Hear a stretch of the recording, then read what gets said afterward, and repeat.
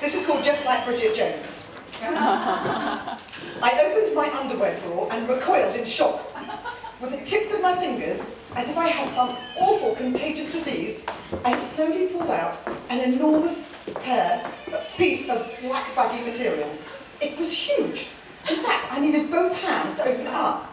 With dawning horror, I realised I was looking at a hideous pair of ginormous Bridget Jones-sized pants. I dropped them on the floor in disgust, where they moved and settled like a giant beetle out of the Jurassic period. The reason for this unarmed expedition into the murky depths of my undies was that I was finally about to reunite with my boyfriend for the first time in over 30 years. We had been childhood sweethearts at boarding school in England, but had lost contact until 3 months previously, when I had rediscovered him, living on the other side of the world in California. Looking down at my 40-something, unfit, out of shape, flabby, menopausal body, I admitted that I was in need of some serious help. I girded my loins and peered once again into the drawer. Nothing was remotely sexy or appealing. I turned to my old comfy bras, and it hit me that they were not fit for the strenuous task of holding up my enormous saggy boobs. A critical examination in front of the mirror confirmed my worst fears.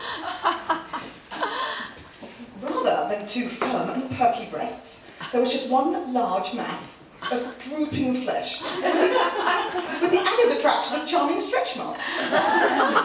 Shuddering, I turned slightly to review my rear, but all I could see was dimpled cellulite, looking like giant lumps of pizza dough, before I gave up with a sob and flung myself with despair upon my bed. One of the reasons my ancient, revolting underwear was that purchasing new lingerie was such an embarrassing and difficult task. The pretty bras were too flimsy and insubstantial for the rather strenuous job of lifting my enormous jugs. While the ones that promised to win the fight against gravity were so big and ugly they looked more like old-fashioned corsets, the underwire ticking into my armpit like a medieval instrument of torture. Over the many emails and long telephone conversations, Varg had made it blatantly obvious that we would be doing more than just holding hands and kissing this time around. My stomach lurched. My body was not quite the same as my lithe teenage one. In the intervening period, not only had I added 30 years, but I'd gained well over 30 pounds and painfully injected 2 children by natural childbirth. Added to this, my son had rather thoughtlessly stuck an elbow out and ripped me to shreds on the way out. My nether regions were a bit like a jigsaw puzzle, but had been sewn back together with the pieces not exactly in the right place afterwards. How could I undress in front of him and feel attractive and sexy? I felt sick. I just wanted to hide and run and hide in a large bottle of vodka. But with the date of Buck's visit fast approaching, I could no longer put off this daunting task. So with some hastily found courage in one hand, my trusty credit card in the other, I ventured out into the terrifying world of intimate ladies' apparel. And what a bloody nightmare it was! From start to finish, it was worse than I had anticipated. Nowhere had bras to fit madam's fuller figure. As one assistant so delicately put it, they were either gorgeous padded bras to suit skinny bitches, or monstrous over-the-shoulder boulder holders for the matronly woman who was certainly not expected to have any rumpy-pumpy whilst wearing one. I was nervous the whole time of bumping into someone I knew, as I did not want to have to explain what I was doing trying on sexy new underwear. It seemed somehow premeditated and promiscuous. There was no mystery involved, no coyness. I was planning on sex, sex, and more sex. I travelled further afield as desperation set in, each excursion cutting into my already precarious self-esteem. As slim shop assistants scathingly pointed out, they had nothing in my size. Humiliated, thinking I would have to tell Bug not to come and make up a story about contracting some hideous sexually transmitted disease, I stumbled into what I can only describe as the best little lingerie store in England.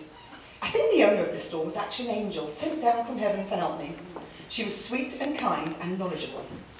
"Have you been properly measured for the correct bra size before?" she inquired gently, after watching me fumble around self-consciously in the bra section for a while. No, not recently," I muttered in reply. "Well, let's start there then, and you can tell me what you're looking for," she reassured me. She had a calm and experienced air about her, and for the first time I felt a tiny glimmer of hope.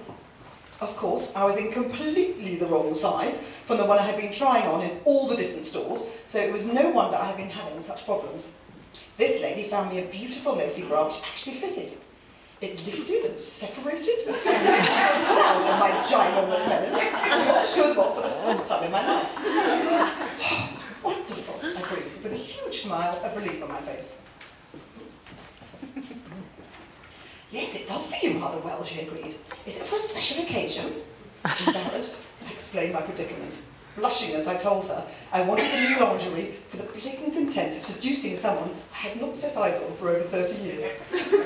I realised I must sound like such a slut. Bless her, she was just enthralled by the story of how we had reconnected after all these years and thought it was extremely romantic. She rushed off with a glint in her eye, saying she knew just the thing to go with my gorgeous new bra. Returning with an armful of goodies, she insisted I try on some French-style panties. I was amazed. Even my fleshy cellulite bottom sounded a little more appealing when covered with a delicate silk and lace. Rather than being sliced in half by those awful G-strings, which just disappeared in for lunch, never to be seen again. I wanted to fall to the ground and kiss her feet, but managed to restrain myself and just thanked her profusely. As she wrapped everything beautifully in tissue paper, she made me promise to come back and tell her the outcome of our first meeting and if Buck approved of my new lingerie. How could he not? I asked myself, experiencing the first flutter of excitement since viewing my underwear drawer.